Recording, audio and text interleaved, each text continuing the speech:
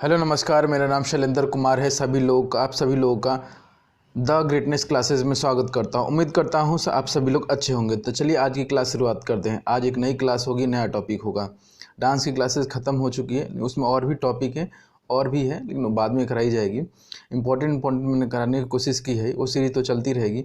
इसके अलावा मैंने सोचा है कि कुछ और टॉपिक कराए जाएंगे जो स्टैटिक जीके से रिलेटेड होगा।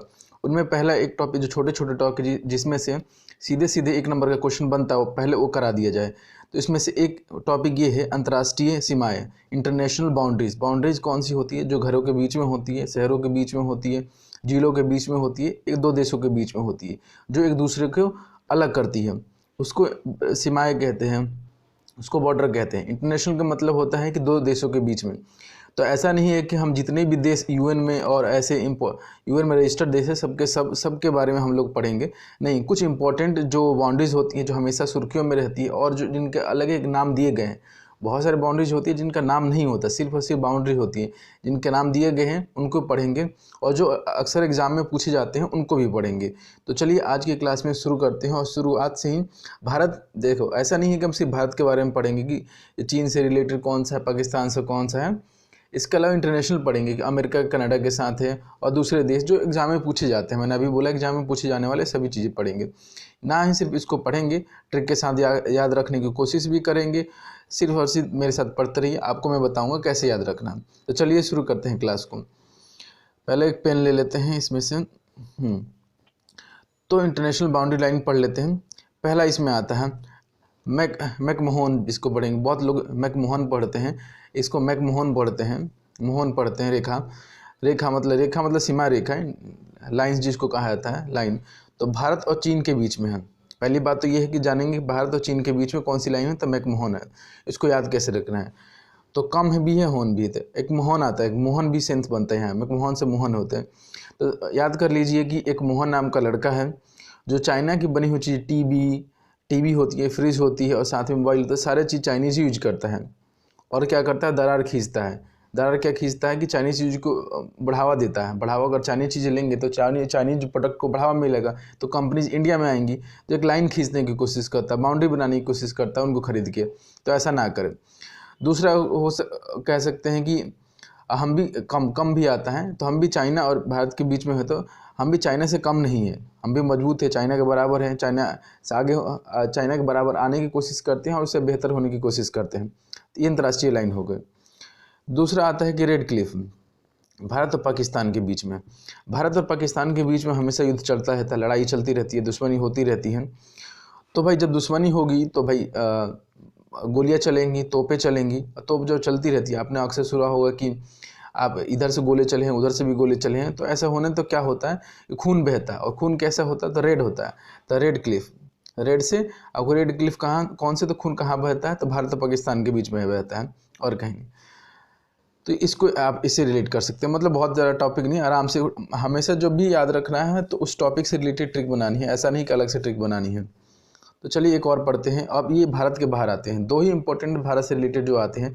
एक और इम्पोर्टेंट होता है जो जोड़ता है, और वो एक्चुअल में भारत और अफगानिस्तान का है, बट एक्चुअल में भारत और पाकिस्तान के बीच में, और पाकिस्तान के बीच में और अफगानिस्तान के बीच में पड़ता है, जिसको डुरंडो लाइन बोला जाता है। वो भारत के साथ नहीं आता एक्चुअल में, कभी कभी भारत के साथ भी पूछ लिया जाता है, बट वो एक्चुअल में देखा जाए तो पाकिस्तान के बीच में और साथ से अफगानिस्तान के बीच में एक लाइन बनाता है, इंटरनेशनल बाउंड्री बनाता है। तो उसको भी पढ़ूंगा, नीचे की तरफ दे रखा। दो ही इंपॉर्टेंट आपको याद रखना है। तीसरा हम हिंडनबर्ग की बात करते हैं। रेखा किसके बीच में? तो जर्मन के बीच में और पोलैंड के बीच में। जर्मन और पोलैंड, अगर आपको मैप भी थोड़ा सा अगर पता हो तो आप आराम से डिफ्रेंशिएट कर सकते हैं जर्मन और फ्रांस के बीच में, क्योंकि फ्रांस अगला है जर्मन के साथ। तो पहले जो है उसको पढ़ते हैं। तो जर्मनी के साथ पोलैंड का जो है इंटरनेशनल जो बाउंड्री है, रेखा बनाती है, इंटरनेशनल बाउंड्री बनाती है, उसको हम हिंडनबर्ग बोलते हैं। तो आप इसको रिलेट कैसे करना है? पोलैंड मेनलैंड आता है, जर्मनी से जम गई, यहाँ से हिंडन है, हिंडन करके हिंडनबर्ग, गाजियाबाद से एक नदी निकलती है जिसका नाम है हिंडनबर्ग। यूपी के गाजियाबाद से एक नदी है, वहाँ निकलती है, उसको हिंडन बोलते हैं, हिंडन नदी बोलते हैं। तो अब उसको हम लोग हिंडन से ही ट्रिक बनाएंगे। कैसे ट्रिक बनाएंगे?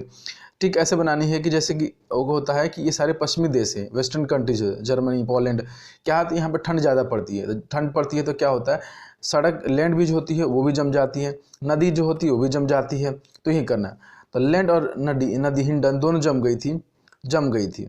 लैंड और लैंड, जो हिंडन को याद रखना है तो लैंड के साथ भी याद रखना है, ऐसा नहीं कि हिंडन को अलग याद रखना है, लैंड और हिंडन याद रखना है। तो जम से जर्मनी याद रखना, लैंड से पोलैंड याद रखना, हिंडन से हिंडन नदी है।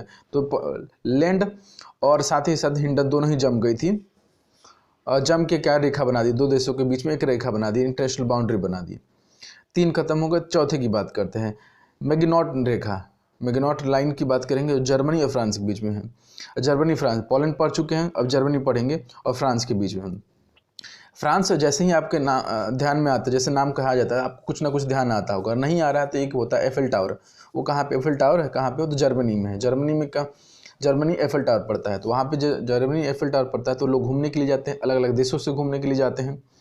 तो आप भी चाहते हैं कि जर्मनी में जाएं, जर्मनी से जाते हैं, आप जर्मनी में रहते हैं और फ्रांस जाना चाहते हैं।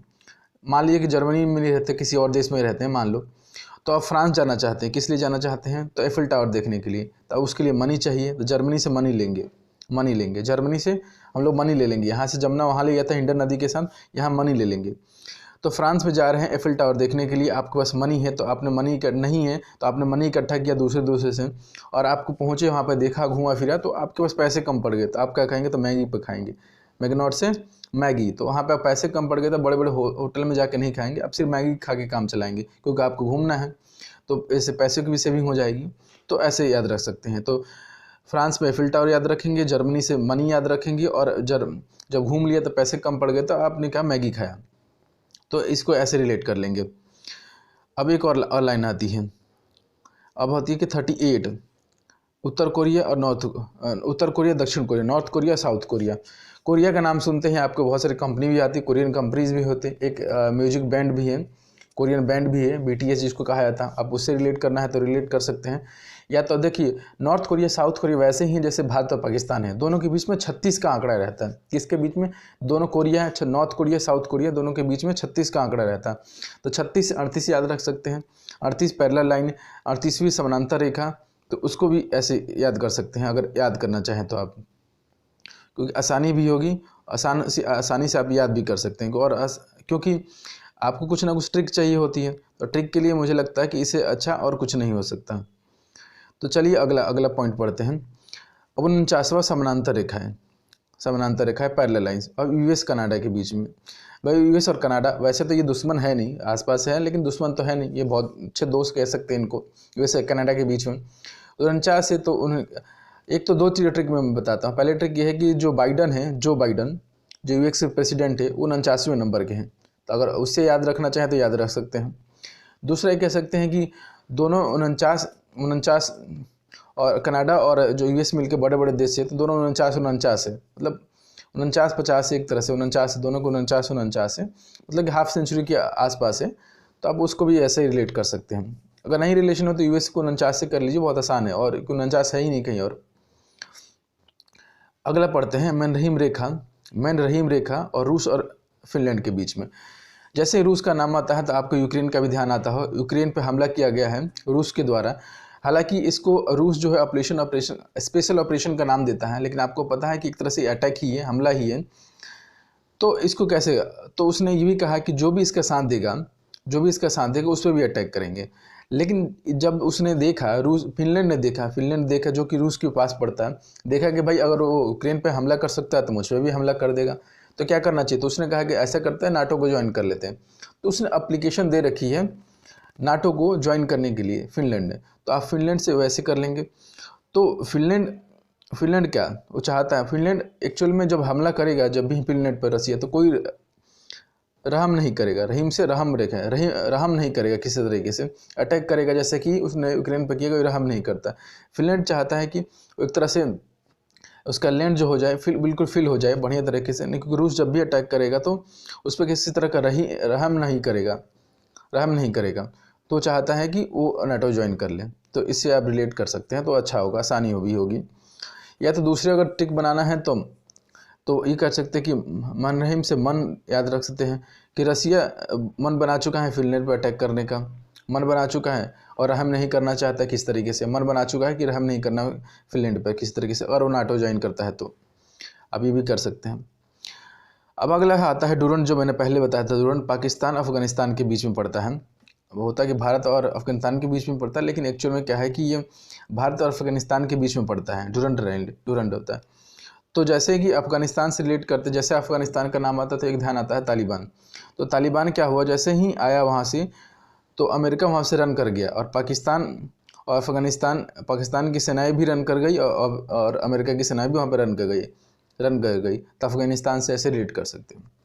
तो आज के लिए कुछ ये इम्पोर्टेंट पॉइंट है, उम्मीद करता हूँ आपको पसंद आया होगा, क्योंकि ये कहने के लिए कुछ लाइनें होती है, लेकिन अक्सर एग्ज़ाम में इन्हीं से क्वेश्चन पूछे जाता है। तो उम्मीद करता हूँ आपको हमारी क्लास पसंद आई होगी, और इसी के साथ क्लास का बंद करते हैं। धन्यवाद।